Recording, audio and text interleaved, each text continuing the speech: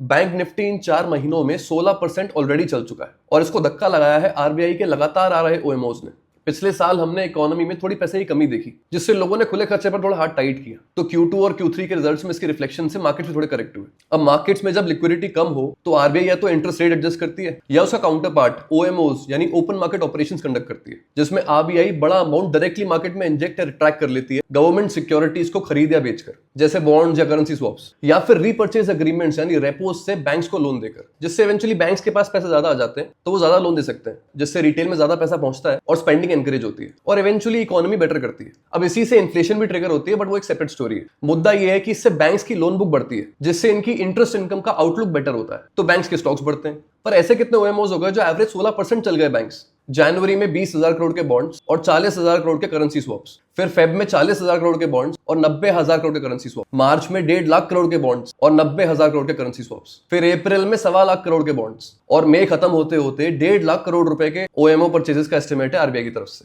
अब मैंने देखा है कि इस 4 साल की साइकिल में पैसे का पहला स्टॉप है बैंक्स, बट फिर लोगों के पास आके इसकी स्पेंडिंग शुरू होती है और पहले छोटी आइटमें जैसे इलेक्ट्रॉनिक्स, फिर गाड़ियां, फिर घर, फिर बहुत हाथ खुलता है तो फार्म हाउस खरीदना आम हो जाता है और इतने में आरबीआई का इन्फ्लेशन कंट्रोल करने का रिवर्स रेपो शुरू हो जाता है, जिससे इकोनॉमी स्लो होती है। अगर आप अग्री करते हो तो हिसाब लगाओ अभी हम इस साइकिल में कहां पहुंचे और कौन से सेक्टर्स में अपॉर्चुनिटीज बन रही है। मुझे भी बताना कमेंट्स में, हम फिर मिलते हैं।